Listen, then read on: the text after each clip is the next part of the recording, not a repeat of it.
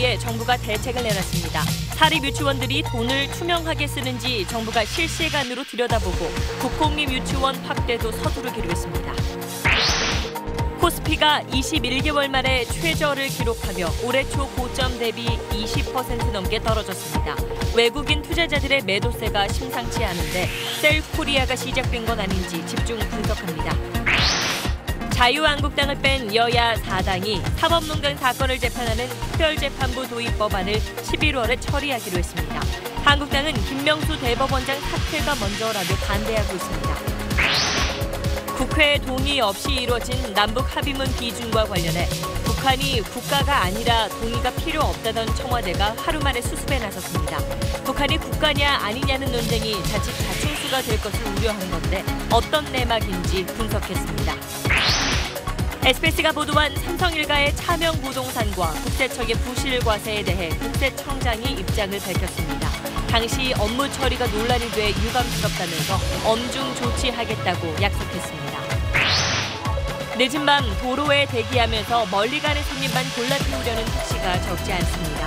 카카오 택시 앱에 허점을 파고든 불법 프로그램을 이용해 장거리 승객만 골라 태운다는데 현장을 기동 취재했습니다.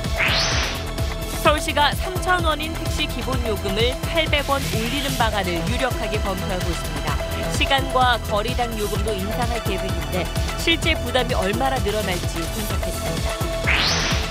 서울 강서구의 한 아파트 주차장에서 전 아내를 흉기로 찔러 숨지게 한 남성이 피해자에게 접근하기 위해 가발을 썼던 것으로 밝혀졌습니다. 또 피해자 차량에 GPS를 달아 동선을 파악하는 등 치밀하게 계획한 것으로 드러났습니다.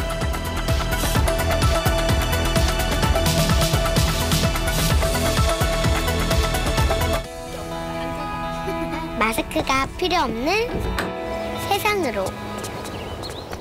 내일을 바꾸는 현대 수소전기차. 여러분 안녕하십니까. 사립 유치원 비리를 뿌리 뽑기 위해서 정부 여당이 오늘 대책을 내놨습니다. 앞으로는 유치원들이 돈을 제대로 쓰는지 정부가 실시간으로 확인할 수 있게 하고 동시에 국공립 유치원의 숫자를 애초 계획보다 좀 더 빨리 늘리기로 했습니다. 또 유치원들이 비리를 저지르고도 멋대로 문 닫는 걸 막기 위한 제도도 마련하기로 했습니다. 먼저 오늘 대책의 주요 내용을 이세영 기자가 정리했습니다. 핵심은 사립유치원이 어디에 돈을 쓰는지 정부가 실시간으로 들여다보겠다는 겁니다. 내년 3월부터 원생 200명 이상 사립유치원, 2020년부터는 모든 사립유치원이 국가교육회계 시스템인 에듀파인을 써야 합니다. 국공립유치원과 모든 초중고교에서 쓰는 시스템으로 돈이 들어오고 나갈 때마다 일일이 입력해야 합니다. 누리과정 지원금은 용도 외 사용을 금지하는 보조금으로 바꾸기로 했습니다. 법령 개정을 통해 유치원 회계의 교육 목적 외의 사용에 대한 처벌을 강화하겠습니다.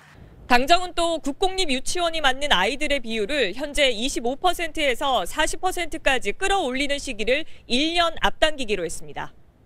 내년 한 해에만 원래 목표 2배 수준인 1,000개 학급을 늘립니다. 사립유치원을 새로 만드는 건 까다로워집니다. 개인이 아닌 법인만 만들 수 있도록 하고 설립자와 원장 자격 기준도 강화하기로 했습니다. 멋대로 원화 모집을 중단하거나 집단 휴업, 폐업하는 유치원에 대해선 무관용 원칙을 적용합니다. 행정 처분은 물론 고발까지 가능하도록 바꿀 예정입니다. SBS 이세영입니다. 이 대책을 본 사립 유치원들은 경악과 충격을 금할 수 없다고 말했습니다. 이대로라면 사립 유치원이 생존 자체가 불가능하다면서 강경 대응하겠다고 밝혔습니다. 유치원 쪽 반응은 노유진 기자가 전하겠습니다. 한국유치원총연합회 비상대책위원회가 발표한 입장문입니다.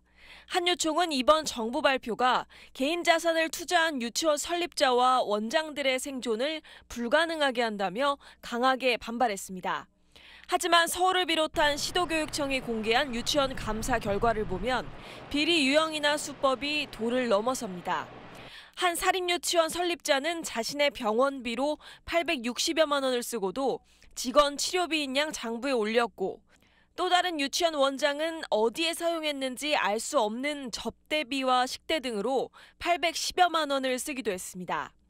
설립자 부인인 부원장에게 15개월 동안 업무 추진비 명목으로 1,040여만 원을 지급해 적발된 유치원. 설립자가 숨지자 원장이 유족에게 조의금으로 450여만 원을 건넨 곳도 있습니다. 단란주점에서 술값으로 원비를 쓴 유치원도 있습니다. 해당 유치원들을 찾아가 봤지만 하나같이 억울하다는 반응들입니다. 명단은 있지만 저희가 비리 유치원이 아니거든요. 지적받은 부분들은 다 저희가 다 청구를 했고요.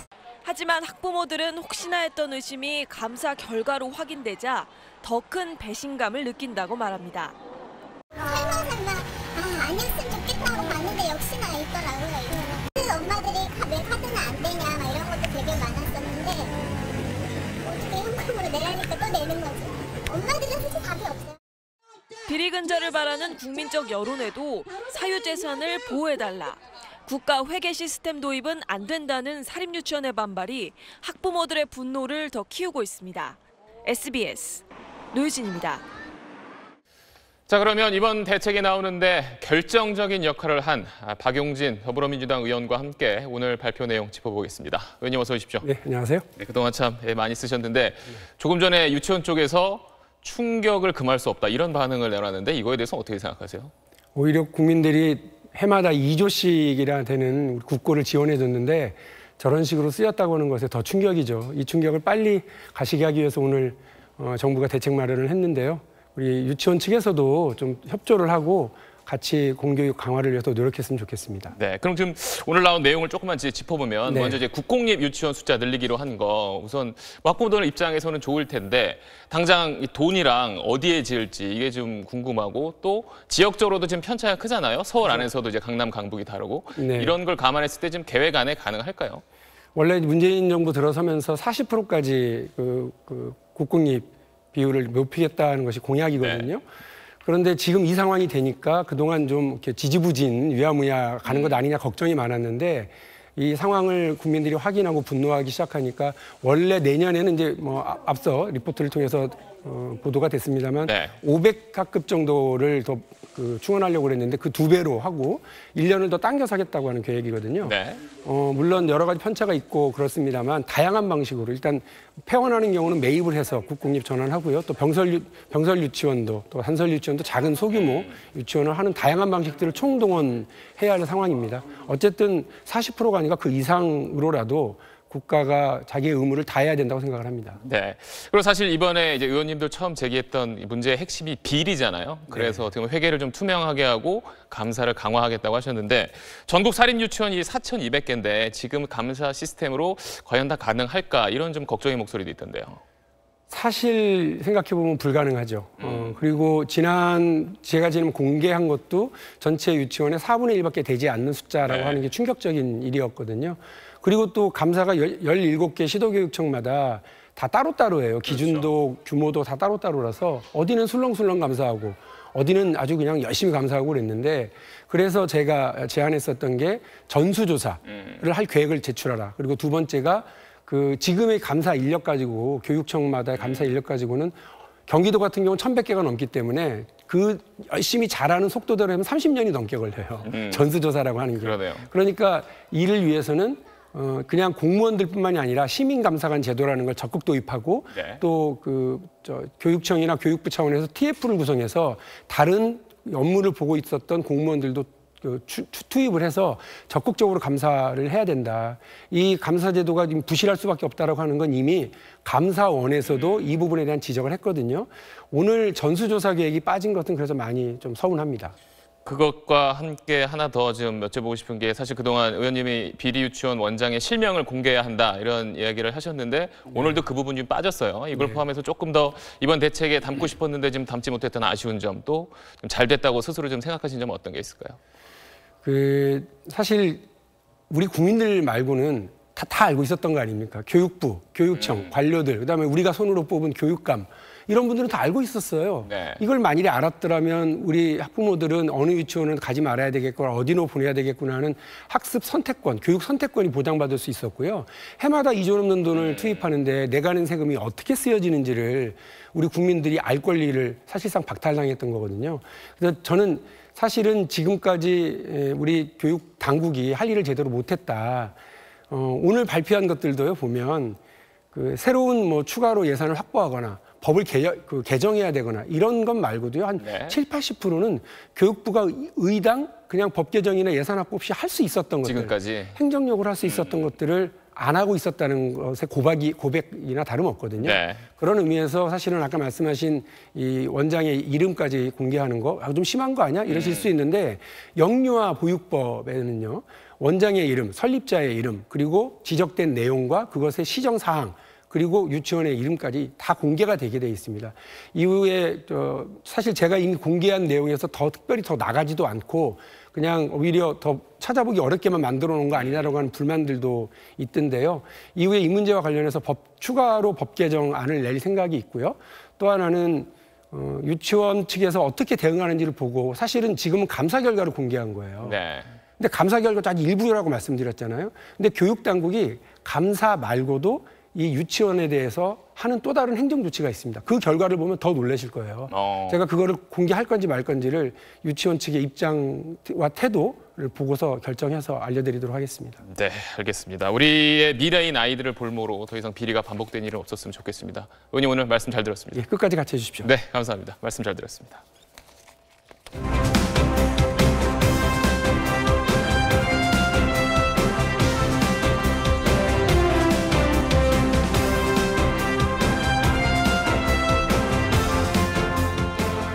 네, 그러면 다음은 우리 주식시장 이야기로 넘어가 보겠습니다. 외국인들이 주식을 계속 팔아치우면서 오늘 주가가 또 크게 곤두박질 쳤습니다.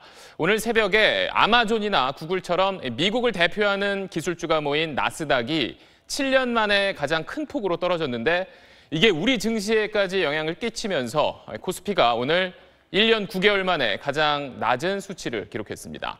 자, 그렇다면 외국인들이 왜 이렇게 계속 주식을 내다 파는 건지, 또 이런 상황이 언제까지 이어질지 김범주 기자가 분석해봤습니다.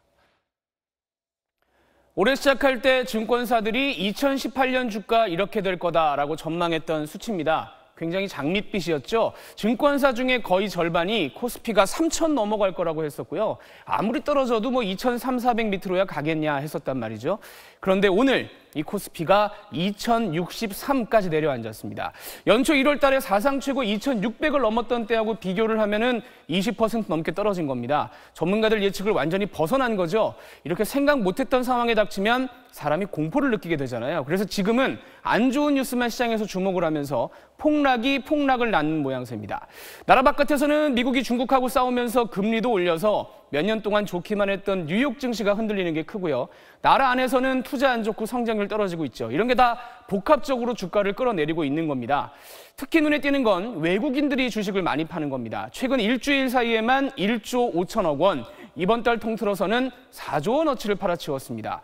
외국인들 왜 그러는 거냐? 걱정이 나올 만하죠. 그런데 우리 경제 자체가 뭐 큰일 났다 할 정도의 상황은 아니라는 데는 시장 전문가 대부분이 동의를 하고요. 다음 달까지는 좀 차분하게 지켜보자는 분위기가 큽니다. 왜냐하면 열흘 뒤쯤에 미국 중간선거가 있고요. 또 월말에는 G20 정상회담에서 트럼프 대통령과 시진핑 주석이 만나서 무역 얘기를 할 텐데 여기서 뭔가 좋은 소식들이 나오면 공포 분위기가 사그라지지 않겠냐라는 기대가 있습니다. 그런데 반대로 아니라면은 금융시장의 침체된 분위기가 꽤 갈 수 있다는 점도 같이 생각해 봐야 할 시기입니다. SBS 김범주입니다. 어제 저희가 전해드렸던 대로 자유한국당을 뺀 여야 4당이 사법농단 사건 특별재판부를 만들기로 하고 다음 달 안에 법안을 처리하기로 했습니다.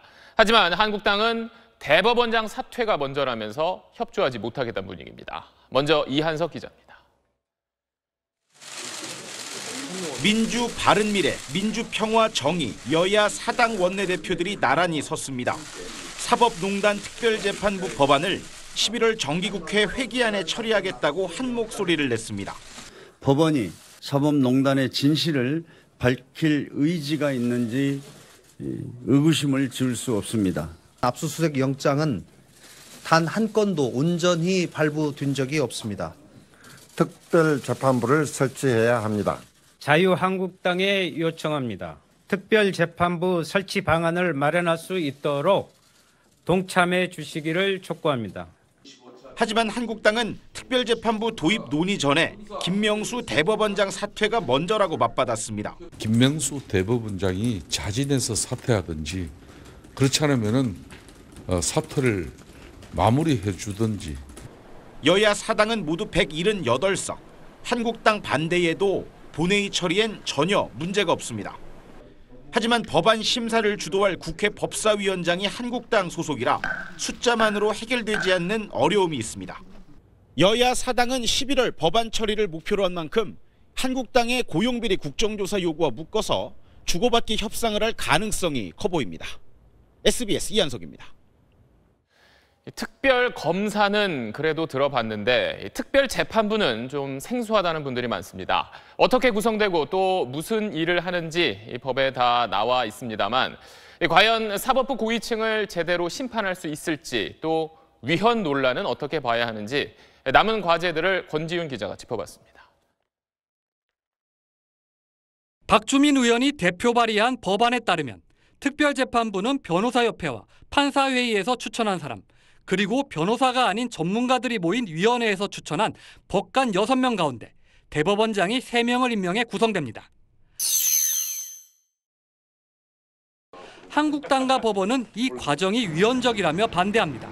특별재판부에 관련해서는 위헌 논란이 있어서 신중하게 접근해야 될 것으로 생각하고 있습니다. 사법권은 법원에 있는데 이를 약화시키고 공정성을 위해 재판부를 무작위로 배정한다는 원칙에도 어긋난다는 겁니다. 반론도 있습니다. 특별검사제처럼 검사가 아닌 사람을 검사로 만드는 것이 아니라 원래 판사인 사람을 대상으로 해서 외부 위원들이 추천하는 사람들로 하여금 재판을 담당하게 하는 것이고, 사법부 최고위층까지 연루된 사법농단 사건을 맡는데 대법원장이 임명한다면 한계가 있다는 지적도 있습니다. 현직 검사가 아닌 법조인 중에 국회 추천으로 대통령이 임명하는 특별검사처럼 특별재판부도 기존 판사를 배제할 수는 없을까? 여야 사당은 위헌성 논란을 피하기 위해 특검에 비해선 좀 덜 특별하지만 현직 판사로 구성하는 방식을 선택했습니다. 현재 법안엔 1심은 원칙적으로 국민 참여 재판을 하도록 했는데 이 부분에선 여야 사당 사이에서도 의견이 엇갈립니다. SBS 권준입니다. 남북 합의문을 국회 동의 없이 대통령이 비준한 게 위헌이냐 아니냐를 놓고 청와대와 야당이 계속 부딪히고 있습니다. 청와대가 어제 우리 헌법상 북한은 국가가 아니다, 이 논리로 야당의 주장을 반박했었는데 오늘은 거기에서 한 발 슬쩍 물러섰습니다. 정유미 기자가 오늘 상황을 정리했습니다. 북한은 우리 헌법상 국가로 볼 수 없다. 남북 간 합의는 국가 간 조약으로 볼 수 없다고도 했습니다. 청와대는 어제 이 논리에서 오늘은 슬그머니 발을 뺐습니다. 김의겸 대변인은 비준이 위헌이라고 주장을 하니 헌법적 측면에서 판단해보자는 차원이었다.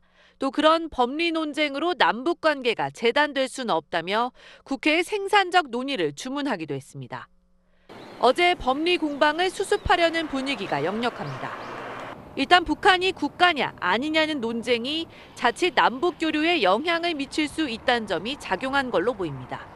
북한 정권을 보듬고 그 상호 이익을 추구하겠다는 문재인 정부의 대북 정책에 이것이 장애물이 될 가능성이 있습니다. 실제 청와대 내에서는 야당의 공격에 법리 측면에서만 성급히 대응하려다 남북 관계에 부담만 안겼다는 비판의 목소리가 나오고 있습니다. 한국당은 오늘은 문재인 대통령 자서전을 들이댔습니다. 본인의 자서전 운명에서 남북 정상 간 합의는 법적으로 따지면 국가 간 조약 성격이라는 그 입장을 그럼 철회하시고, 통일부 장관 해임 건의도 추진하기로 하는 등 비준한 공세를 당분간 이어갈 태세입니다. SBS 정유미입니다.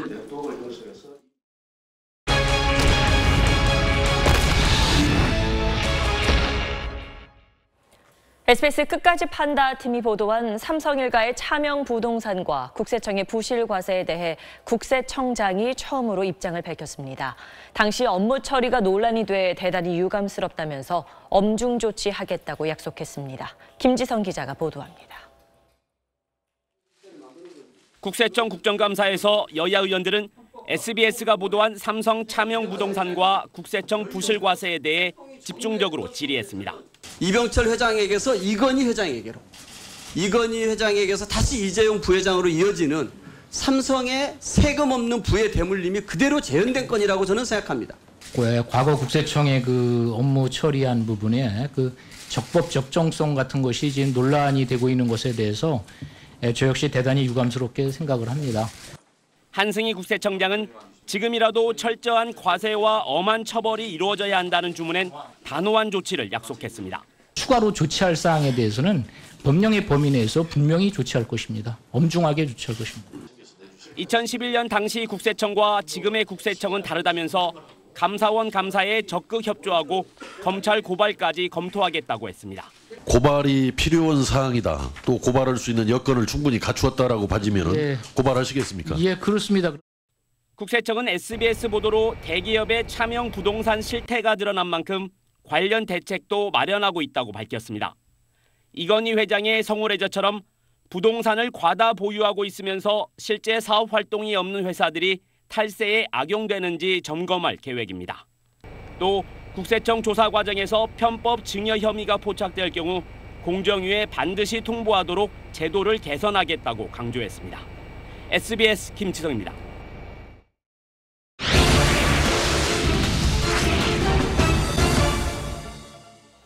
늦은 밤 택시 잡기 쉽지 않은 도심 한복판이라 해도 길가에 마냥 서 있는 빈 택시들이 적지 않죠. 장거리 손님만 골라 태우려는 택시가 대부분인데 심지어 요즘 카카오 택시 앱에 허점을 파고든 불법 프로그램이 사용되고 있습니다. 기동 취재 원종진 기자입니다. 자정 무렵 서울 강남역 주변. 길가에 시동을 꺼둔 택시들이 줄지어 서 있습니다. 대부분 장거리 승객을 기다리는 택시들입니다. 안 가요? 택시 안 가요? 집에 들어가려고 그러고 가는데. 그런데 한 택시기사가 장거리 승객만 기다리는 배짱이 어디서 오는지 알려주겠다며 연락해왔습니다. 카카오 택시 앱에서 장거리 콜만 낚아채는 불법 매크로 프로그램이 있다는 겁니다. 6만 원이라는 돈을 이거를 써봤는데 확실히 장거리 콜을 많이 잡아요. 기본 카카오만 다른 사람들은 수익률이 아마 최소한 30%는 떨어질 것 같아요. 카카오 택시 앱을 이용하는 택시기사는 주변에서 오는 콜을 모두 받아야 하고 가기 싫으면 일일이 거절해야 합니다. 하지만 이 매크로 앱은 기사가 가고 싶은 목적지만 선택해 놓으면 강남, 서초는 이제 같은 지역이니까 두 개를 체크를 합니다. 다른 목적지 콜은 자동 거절됩니다. 속도 차이가 확연할 정도인데 이뿐이 아닙니다. 매크로 앱은 원하는 목적지로 가는 콜을 즉시 자동으로 낚아채 배차까지 해줍니다. 순식간에 배차가 이뤄져 카카오 택시 앱만 쓰는 기사들은 따라잡을 수 없습니다. 매크로 앱을 구하는 것도 어렵지 않습니다. 기다리고 있는데 창문을 두들겨서 창문을 열어봤더니만 그 사람이 명함을 주면서 이런 게 있는데 한번 써보지 않겠냐. 일단은 번호가 무료로 하시고 그 뒤에는 사장님 결정하시면 돼요. 문자로 다운받을 수 있는 링크 주소를 보내드릴 거예요. 불법 매크로 앱은 택시기사 휴대전화로 들어온 콜이 카카오 택시 앱에 전달되기 전에 가로채는 방식입니다. 원리는 간단하지만 차단하기는 어렵습니다. 금방 또 우회할 수 있는 걸 만들 수가 있고요. 이상한 글자, 캡처 코드 같은 거 보여주면서 입력하라고 그러잖아요. 근데 그걸 이 서비스에 붙일 경우에는 내가 콜이 들어올 때 운전하면서 빨리빨리 이걸 눌러야 되는데 카카오 택시 측도 불법 매크로의 문제를 알고 있습니다. 기술적으로 차단하여 사용하지 못하게 하고 있습니다. 비정상 앱의 제작 업체에 대해서는 법적으로 대응을 준비하고 있습니다. 거의 모든 택시기사가 카카오 택시 앱을 쓰는 상황에서 정부 차원의 단속이 필요하다는 지적도 나옵니다. SBS 원종진입니다. 택시 관련 소식이 하나 더 있습니다. 6년째 동결됐던 서울 택시 요금이 내년에 오를 것으로 보입니다. 지금 3,000원인 기본 요금을 3,800원으로 또 심야 할증 기본료는 5,400원까지 올리는 방안이 유력하게 검토되고 있습니다. 한지연 기자가 전해드립니다. 서울시가 검토하고 있는 택시 요금 인상안은 세 가지입니다. 먼저 거리와 시간 요금은 지금처럼 100원당 142m, 100원당 35초를 유지하고 3,000원인 기본 요금만 3,400원으로 올리는 겁니다. 나머지 두 안은 거리 요금과 시간 요금을 100원당 각각 132m와 31초로 올리고 기본 요금을 3,800원과 4,700원으로 올리는 안입니다. 대략 인상률은 각각 5.3%, 17.1%, 30.4%입니다. 서울 광화문에서 강남 고속버스 터미널까지 약 10km를 택시로 이동할 경우를 따져봤습니다. 현행 요금 체계로는 8,600원이 나오는데 1안으로 하면 9,000원, 2안 9,800원, 3안은 1,700원이 됩니다. 1안은 택시기사의 반발이, 반면 3안은 시민 반발이 클 것으로 보여 2안이 유력하게 검토되고 있습니다. 노사민정단에서 추천해준 안으로 저희는 시뮬레이션 안을 만들었고요. 시민공청회 때 제시했던 겁니다. 여기에 심야 할증 기본 요금도 3,600원에서 5,400원으로 올리고 지금보다 1시간 당겨 밤 11시부터 적용하는 안이 유력합니다. 기본적으로 돈 없는 사람들은 밤에 야간에는 움직이지 말라는 뜻인지 저희는 이해를 못하겠어요. 왜 오르는지. 서울시는 앞으로 서울시 의회의 의견을 듣고 물가대책심의위원회, 택시정책위원회 심의를 거쳐 내년 1월부터 시행할 계획입니다. SBS 한지연입니다. 이혼한 전 부인을 흉기로 찔러 숨지게 한 40대 남성이 사전에 범행을 치밀하게 준비한 걸로 조사 결과 드러났습니다. 전 부인이 몰던 차에 위치 추적 장치를 몰래 달아놨었고 또 범행 당일에는 자기인지 알아볼 수 없게 가발까지 쓰고 접근했었습니다. 백운 기자입니다. 지난 22일 새벽 4시 57분, 어두운 인도를 한 남성이 급하게 뛰어갑니다. 남성의 손에는 흉기로 보이는 물건이 번쩍거립니다. 이혼한 전 부인을 아파트 주차장에서 살해한 혐의를 받고 있는 49살 김모 씨가 범행 직후 주차장을 빠져나와 도주하는 장면입니다. 경찰 조사 결과 김 씨는 범행을 사전에 치밀하게 계획한 것으로 드러났습니다. 전 부인이 몰던 SUV 차량 범퍼 안쪽에 위치 추적 장치 GPS를 몰래 달아놓고 위치를 감시해왔습니다. 범행 당일에는 전 부인이 알아차리지 못하게 가발까지 쓰고 접근한 것으로 조사됐습니다. 엄마가 차를 타러 주차장으로 가고 있는데 옆에서 숨어 있다가 엄마가 나가는 거 보고 뒤를 이렇게 따라가는 영상을 봤어요. 엄마의 동선을 이미 다 파악을 했구나. 오늘 열린 구속영장 실질심사에서 김 씨는 범행을 순순히 인정한 것으로 전해졌습니다. 차량에 GPS 설치하신 거 맞으세요? 딸들이 엄벌을 촉구한 청와대 청원 올렸는데 한마디 해주시죠. 법원은 증거인멸과 도주의 우려가 있다며 김 씨에 대한 구속영장을 발부했습니다.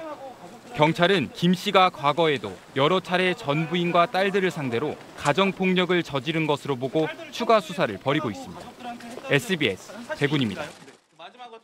자, 오늘 사람들 관심이 많았던 동영상입니다. 저희가 좀 화면을 뿌옇게 처리하긴 했는데 이 와이셔츠를 입은 남성이 뭔가 집어던지고 때릴 것처럼 직원들을 위협하고 말리는 사람들에게 이렇게 손찌검할 것처럼 폭행하는 장면이 담겨 있습니다.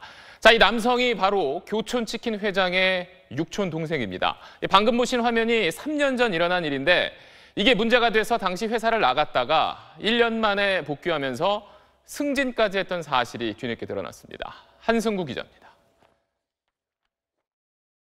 교촌치킨이 운영하는 한 음식점 주방입니다. 와이셔츠를 입은 남성이 직원을 때릴 듯 위협합니다. 두 손으로 쟁반을 치켜들고 음식 재료가 든 통을 집어던집니다. 주변에서 말려보지만 말리던 사람들에게도 폭력을 휘두릅니다. 자리를 피한 직원을 따라가 멱살을 잡고 흔듭니다. 이 남성은 교촌치킨 회장의 육촌 동생 권모 씨입니다. 사업부장이던 권 씨는 주방 상태가 마음에 안 든다며 직원들을 폭행한 것으로 조사됐습니다. 이 사건으로 인사위원회가 열리고 권 씨는 퇴사 처리됐지만 1년 뒤 버젓이 회사로 복귀했습니다. 심지어 상무로 승진했는데 폭행 사건을 조사했던 직원을 엉뚱한 대로 발령내는 등 보복 논란까지 제기됐습니다. 동영상이 공개되며 소비자들의 비판이 이어지자 교촌치킨은 회장 명의의 사과문을 발표했습니다. 친인척이라서가 아니라 피해자들에게 사과해 복직을 허용한 것이라며 제기된 의혹을 조사하겠다고 밝혔습니다. 권 씨는 다시 사표를 냈고 바로 수리됐습니다. 이번 일을 통해서 조직 내 부당한 일들이 있는지에 대한 전체적인 점검이 들어갈 예정입니다. 이번 사태로 교촌은 이미지에 큰 타격을 입어 1,000개가 넘는 가맹점들의 피해가 우려됩니다. SBS 한승구입니다. 위탁모가 돌보던 2살 여자아이가 갑자기 뇌사에 빠졌습니다. 병원은 아동 학대가 의심된다면서 경찰에 신고했습니다. 어떻게 된 일인지 정다은 기자가 취재했습니다. 문모 씨는 지난 23일 오전 생후 15개월 된 딸이 갑자기 뇌사에 빠졌다는 연락을 받았습니다. 일 때문에 위탁모에게 맡긴 아이와는 석 달간 떨어져 지낸 상황이었습니다. 그래서말로는 아기 같은 경우는 최소 48시간, 길어야 72시간 버틸 수 있다고 하더라고요. 위탁모는 전날 밤 아이가 손발이 오그라들고 눈에 초점이 없는 이상 증세를 보여 병원에 데려왔다고 말합니다. 문양의 진단명은 급성 저산소성 뇌손상. 갑자기 산소가 공급되지 않아 뇌가 손상됐다는 겁니다. 문양을 진료한 병원은 질식 등으로 인한 아동 학대가 의심된다며 경찰에 신고했습니다. 크게 흔들린다던가 뭔가 산소가 통하지 못하도록 한다던가 겉으로 보이는 외상 없이 뇌에 이런 변화가 있다. 그런 경우에 우리가 아동학대를 의심하죠. 위탁모는 문양이 장염 증세가 있어 약을 먹여온 걸 알리지 않았을 뿐 어떤 학대 행위도 없었다고 주장합니다. 혹시 아이를 흔들거나 하신 적이 있으세요? 자체가 키가 워낙 큰 애지 한다고 해도 가능하지가 않아요. 문양이 다니던 어린이집은 지난 6일부터 문양이 오지 않았다고 밝혔습니다. 경찰은 위탁모의 휴대전화를 분석하는 등 위탁모를 상대로 아동학대 행위가 있었는지 조사하고 있습니다. SBS 정다은입니다. 골프백을 실어주지 않는다면서 한 50대 여성이 골프장에서 30대 캐디를 폭행했습니다. 그런데 맞은 캐디가 회사에서 근무정지 일주일의 징계를 받았습니다. 왜 그런 건지 고정현 기자가 취재했습니다. 환경부 산하 수도권 매립지 관리공사가 운영하는 인천 드림파크 골프클럽. 지난 10일 이 골프장 사무실에서 50대 여성 고객이 30대 캐디를 폭행했습니다. 캐디가 차에 골프백을 실어주지 않으면서 고객이 직접 싣는 게 규정이라고 거짓말을 했다는 이유입니다. 함께 왔던 남성은 골프채를 휘둘러 사무실 유리창을 깨기도 했습니다. 별 욕이랑 욕은 다 하시고 머리 때리시고 멱살 잡으시고 어깨랑 계속 때리시고 때린과 동시에 야 억울하냐? 아프냐? 아프면 고소해 라고 하셨고 해당 캐디는 골프백을 실어주다 외제차에 흠집을 내 보상해준 적이 있어 직접 실어달라고 부탁했고 그런 규정이 있다는 말은 엉겁결에한 실수라고 설명했습니다. 골프장 측은 캐디를 때린 여성을 영구 출입 정지하고 골프채를 휘두른 남성도 3개월 동안 출입하지 못하도록 했습니다. 그런데 폭행당한 캐디도 소속 용역업체에서 근무정지 일주일에 징계를 받았습니다. 허위사실을 얘기한 것 같아요. 일단은 규정대로 한 거고 재심 신청을 하면은 또 소집해서 또 논의를 해봐야죠. 해당 캐디는 징계가 부당하다며 재심 신청을 하고 자신을 폭행한 여성을 형사고소했습니다. SBS 고정현입니다. 저희가 앞서 사립유치원의 비리 문제 집중적으로 다뤘었는데 이번에는 어린이집 이야기도 하나 전해드리겠습니다. 서울의 한 어린이집에서 남은 음식으로 간식을 만들어서 아이들에게 먹인 일이 있었습니다. 한 교사가 그 사실을 구청에 알렸는데 오히려 그 교사가 어린이집을 그만두게 됐습니다. 자세한 내용은 남주현 기자가 전하겠습니다. 얼마 전 서울의 한 어린이집 영화반에 간식으로 예정됐던 고구마 마탕 대신 크로켓이 나왔습니다. 먹고 남은 음식들로 만든 것이었습니다. 왜 고구마 마탕이 아니냐고 했더니 없어서 수요일날 남은 고구마 잔반하고 오늘 점심 때 먹은 밥 잔반하고 이렇게 으깨갖고 동글동글 만드셨대요. 보육교사가 이래선 안 된다는 생각에 구청에 알렸습니다. 구청 담당자가 조사하러 나왔는데 조사 방법이 황당했습니다. 구청에서 딱딱 그날만 그 시간에 뭐 먹었는지 그 장면만 CCTV로 돌려보고 가신 거예요. 그래서 구청에도 그랬어요. 티나게 조사해 주셔갖고 제가 그만둔다고. 내부 고발자가 빤히 드러나게 한 구청의 조사 때문에 이 교사가 신고한 사실이 드러났고 결국 스스로 그만두는 결과로 이어졌습니다. 이렇게 내부 고발자 보호가 안 되다 보니 비리 신고를 주저할 수밖에 없는 현실. 보건복지부는 앞으로 내부 고발을 활성화하기 위해 고발자 신분 보호를 더 철저히 하기로 했습니다. 또 보육료를 용도대로 쓰는지, 간식비나 급식비를 적절하게 쓰는지 집중 점검하기로 했습니다.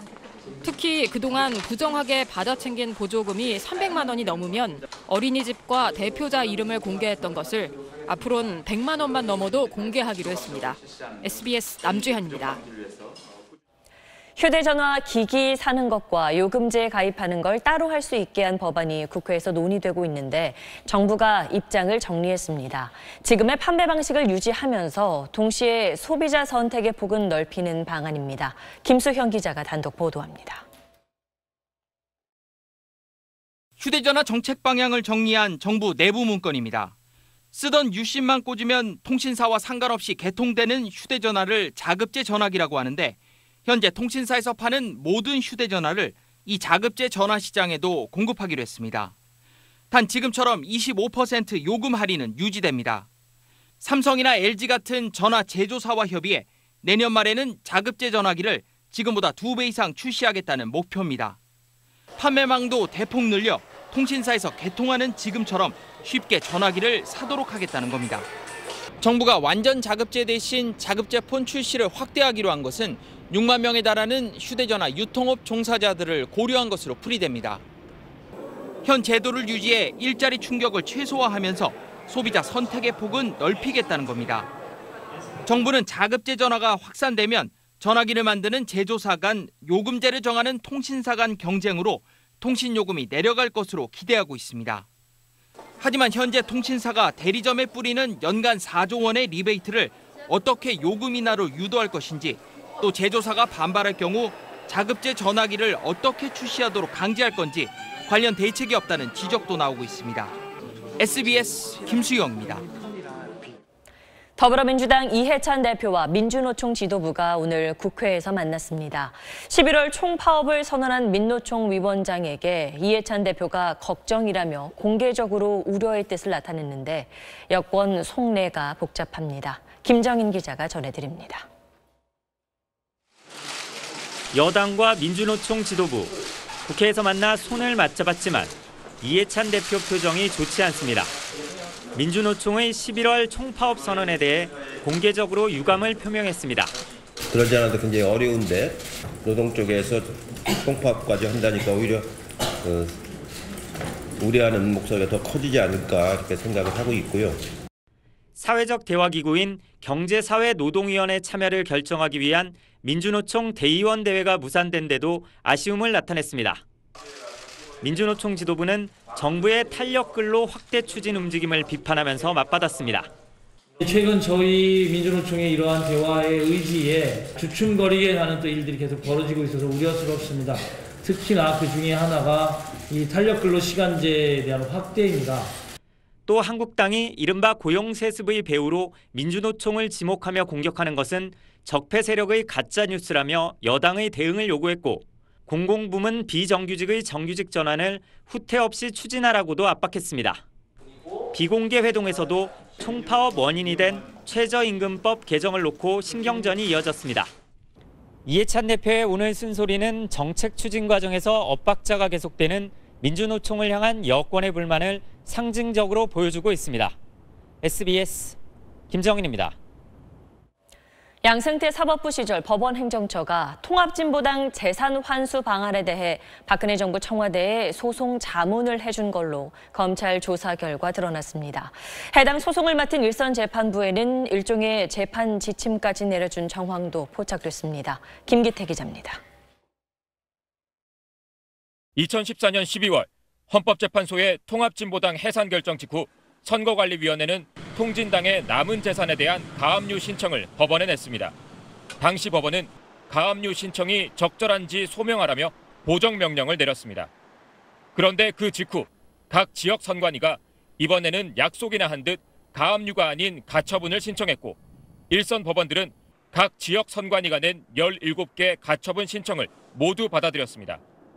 검찰은 이 과정에서 법원행정처가 주도적인 역할을 한 정황을 포착했습니다. 검찰은 김종필 당시 청와대 법무비서관으로부터 임종원 전 법원행정처 차장을 만나 가압류 말고 가처분을 신청하라는 검토 결과를 전달받았다는 진술을 확보했습니다. 검찰은 또 당시 행정처 심의관이 해당 재판을 담당한 판사들에게 연락해 특정 방향으로 처리해달라고 요구했다는 정황도 포착했습니다. 사실상 소송 당사자에게 소송 자문을 해주고 일선 재판부에는 자문 취지에 맞추도록 재판 지침을 내렸다는 겁니다. 검찰은 법원행정처가 정치적 중립을 지키지 않고 재판에 개입한 것으로 보고 임종원 전 차장의 구속영장 혐의에 포함시켰습니다. 임 전 차장에 대한 영장실질심사는 내일 오전 10시 반에 열립니다. SBS 김기태입니다. 북한이 최근 대내외 채널을 통해 대북 제재의 부당성을 거듭 강조하고 있습니다. 그러면서도 미국과의 협상엔 나서지 않고 있는데 어떤 이유에서일까요? 김하연 기자가 보도합니다. 북한 대외 매체 조선의 오늘이 최근 인터넷에 올린 영상입니다. 북한을 자주 다녀봤다는 한 독일 사업가의 방북기입니다. 이 사업가가 대북 제재 상황에 특히 관심을 갖고 있다는데 북한이 하고 싶은 얘기는 이 부분으로 보입니다. 아이들을 위한 물품들까지 제재 목록에 올라 있는 현 상황에서 I have seen other hospitals here in the city and they are very unhappy that they suffer. 애로가 좀 있기는 합니다. 제재 범위가 지나치게 광범위하고 비인도적이란 점을 부각하려는 것으로 풀이됩니다. 유엔 총회에선 우주국제회의조차 대북 제재 탓에 참여하지 못하는 등 정당한 우주개발 권리도 침해받고 있다고 주장했습니다. 그런데 이렇게 장 외에서 제재 부당성 주장하면서 미국과의 실제 협상엔 계속 뜸을 들이는 모습입니다. 시간을 끌면서 이 제재망을 흐트림으로써 미국의 요구사항을 낮추려고 하는 거예요. 대북 제재를 어떻게든 약화시켜야지 미국의 협상력이 약화된다고 보는 거죠. 북한은 지난 7일 폼페이오 장관의 방북 이후 북미 간 고위급 협상이나 비내서의 실무 협상 개최에 확답을 주지 않고 있는 걸로 알려졌습니다. SBS 김하영입니다. 판문점 공동경비구역 JSA 비무장화가 오늘 완료됐습니다. 국방부는 남북 군사당국과 유엔군 사령부는 오늘 오후 1시부로 JSA 안에서 모든 화기와 탄약, 초소 근무를 철수했다고 밝혔습니다. JSA 비무장화는 남북이 9.19 군사합의서 이행으로 만들어낸 첫 성과로 이르면 다음 달 중에 민간인도 JSA 남북 지역을 왕래할 수 있을 것으로 전망됩니다. 네, 여기에 빛바랜 군 인식표를 잘 들여다보면 대한육군 2등 중사 박재권이라고 새겨져 있습니다. 비무장지대 지뢰 제거 작업 현장에서 나온 겁니다. 함께 발견된 유해 DNA 검사를 마치면 65년 만에 가족의 품으로 돌아가게 됩니다. 최재영 기자입니다. 중사님께 대하여 중례. 태극기로 감싼 목함. 그 앞에서 두 눈을 꼭 감은 장병들. 60년 넘게 정막만 흐르던 화살머리 고지에 진혼곡이 울려 퍼집니다. 내년 4월 남북 공동유해 발굴을 위해 지뢰 제거 작업이 한창이던 화살머리 고지에서 국군 전사자로 추정되는 유해 2구가 발견됐습니다. 허벅지뼈가 지표면에서 발견됐고 여기서 1.5m 떨어진 곳에서 갈비뼈, 두개골 조각이 수습됐습니다. 사람의 그 대퇴골일 가능성이 있어서 저희가 지금 어제 최초 식별 보고를 받고 오늘 지금 와서 지금 최종 확인을 했습니다. 유해와 함께 인식표와 계급장도 함께 발견됐는데 인식표의 주인공은 고 박재권 2등 중사로 확인됐습니다. 박 2등 중사는 화살머리 고지에서 1953년 7월 10일 전사한 것으로 병적에 기록돼 있습니다. 치열했던 화살머리 전투가 끝나기 단 하루 전 휴전 협정을 17일 남긴 날이었습니다. 문재인 대통령은 다시는 이 땅에 전사자가 생기는 일도 65년이 지나서야 유해를 찾아 나서는 일도 없어야 한다고 밝혔습니다. 박 2등 중사의 유해는 가족과 DNA 검사로 신원이 최종 확인되면 가족의 품으로 돌아갑니다. SBS 최재영입니다. 중간 선거를 열흘 정도 앞둔 미국에서 폭발물 소포 때문에 비상입니다. 오바마 전 대통령을 비롯한 민주당 소속 유력 정치인과 CNN 방송을 겨냥한 폭발물이 발견된 건데 피해는 없었지만 갈라진 미국 사회의 모습이 그대로 드러난다는 평가입니다. 뉴욕 최대식 특파원입니다. 미 CNN 뉴욕 지국 건물에서 폭발물 소포가 발견돼 생방송 도중 경보음이 울린 순간. Fire alarm here. We'll keep you posted on that. 하지만 두 명의 앵커는 즉시 200여 명의 다른 직원들과 함께 건물 밖으로 대피할 수밖에 없었습니다. 15cm 정도의 파이프 안쪽에 폭발 물질이 담긴 것으로 보이는 이 소포는 민주당 출신인 오바마 전 대통령, 힐러리 전 국무장관, 민주당 거액 기부자 조지 소로스 등에게도 발송됐지만 사전에 적발됐습니다. 이들은 모두 트럼프 대통령이 각종 유세 현장에서 강하게 비난했던 인물들입니다. Don't worry, I don't like him either, okay? Good old Maxine, low IQ individual. 트럼프 대통령은 정치적 폭력으로 비난하면서도 반트럼프 진영에 대한 테러로 보지는 않았습니다. 하지만 민주당 측은 트럼프 대통령의 원인이 있다는 입장입니다. It is a troubling time, isn't it? And it's a time of deep divisions. 의회 권력의 향배를 결정할 중간선거 국면에서 드러난 미국의 분열상이 당장에는 민주당에 유리해 보이지만 오히려 공화당의 표를 결집시킬 것이라는 전망도 많습니다. 뉴욕에서 SBS 최대식입니다. 성남시의 기간제 근로자가 급여 일부를 지역 상품권으로 받는 게 위법성 논란이 있다는 SBS 보도와 관련해 성남시가 내년부터 기간제 근로자 임금을 전액 현금 지급하겠다고 밝혔습니다. 성남시는 그동안 기간제 근로자에게 최저임금을 초과하는 생활임금을 지역 상품권으로 지급해왔는데 국회 입법조사처는 문의한 법학자 4명 모두 지역 상품권 지급이 위법하다는 의견을 냈다고 밝힌 바 있습니다.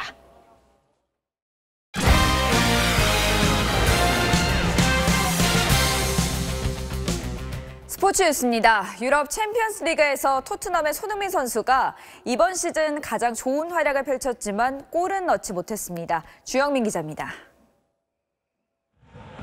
한 경기를 쉬고 나온 손흥민은 에인트호번 원정에서 가벼운 몸놀림으로 공격을 주도했습니다.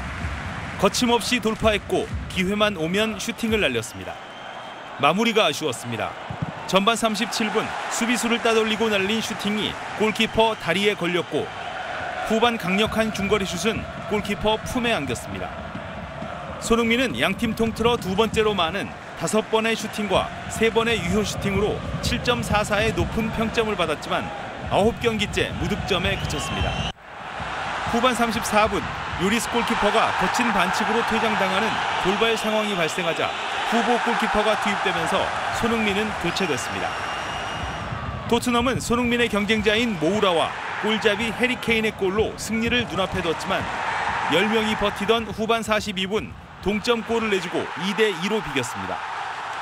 B조에서 1무 2패에 그친 토트넘의 16강 진출엔 빨간불이 켜졌습니다. B조 선두인 바르셀로나는 간판 스타 메시가 팔 부상으로 빠졌지만 2위 인터밀란을 2대0으로 꺾고 3연승을 달렸습니다. 결승골을 이끈 수아레스의 택배 크로스가 작품이었습니다. SBS 주영민입니다. LA 다저스의 류현진이 한국인 최초로 월드시리즈에 선발 등판했지만 아쉽게 패전 투수가 됐습니다. 류현진은 4회까지 탈삼진 5개 1실점으로 호투했습니다. 하지만 2대2로 앞선 5회 투아웃 이후 연속 안타와 볼넷을 내주고 만루 위기에 몰린 뒤 마운드를 내려왔습니다. 이어 등판한 매드슨이 밀어내기 볼넷에 적시타까지 얻어맞고 석점을 허용했습니다. 다저스는 4대2로 역전패를 당해 2연패에 몰렸고 류현진은 패전을 기록했습니다. KBO 리그 NC는 올 시즌 처음으로 최하위로 떨어졌는데요. 오늘 새로 취임한 이동욱 감독은 지지 않는 야구를 하겠다고 다짐했습니다. 이종욱, 손민환 등 새로운 코치진이 합류한 가운데 이동욱 감독의 취임식이 열렸습니다. 처음으로 지휘봉을 잡은 이동욱 감독은 소통과 시스템을 통해 내년 시즌 도약을 다짐했습니다. 감독으로 선임되자마자 이제 잠이 오지 않습니다. 지지 않는 야구, 데이터의 어떤 확률이 높은 야구를 구사하고 싶습니다. 북한 유소년 축구 선수단이 강원도에서 열리는 국제대회 출전을 위해 입국했습니다. 도라산 남북 출입사무소를 통해 들어온 북한 유소년 축구 선수단은 무능단장을 포함해 84명으로 구성됐습니다. 북한 선수단은 오늘 일요일부터 강원도에서 열리는 아리 스포츠컵 국제 유소년 대회 출전하는데요. 남북한을 포함해 중국, 베트남, 이란 등 6개국에서 온 8팀이 기량을 겨루게 됩니다. 올 시즌 눈부시게 성장한 17살 차준환 선수가 모레 개막하는 시니어 그랑프리에서 한국 남자 피겨 사상 첫 메달에 도전합니다. 하성룡 기자입니다. 시니어 2년째를 맞은 차준하는 지난달부터 그랑프리보다 한 단계 낮은 챌린저 대회에 2차례 출전해 놀라운 성장세를 보였습니다. 한국 남자 피겨 최초로 쇼트에서 90점을 돌파했고 프리스케이팅과 총점에서 개인 최고점을 경신하며 은메달 2개를 따냈습니다. 평창올림픽 이후 휴식하며 발목 부상에서 회복해 몸이 한결 가벼워졌고 캐나다 전지훈련에서 주무기인 쿼드러플 살코 외에 쿼드러플 토롭까지 집중 연마해 지난 시즌보다 4회전 점프를 2번이나 많은 3차례나 뛰게 되면서 점수가 훌쩍 높아진 겁니다.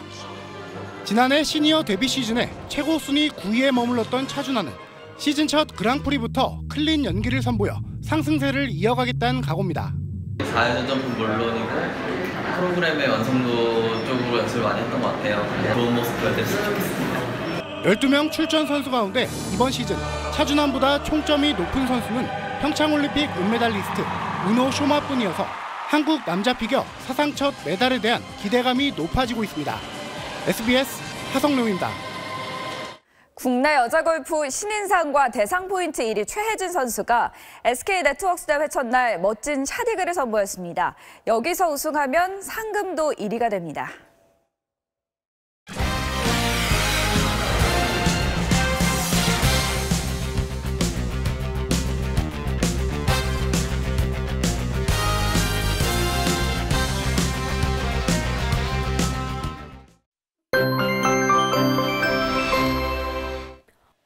가을치고는 따스한 하루였습니다. 내일은 전국에 비가 내리겠습니다. 벼락을 동반해 요란스럽게 내리겠고요. 이후로는 많이 추워집니다. 따뜻한 가을옷 꺼내놓으시는 게 좋겠습니다.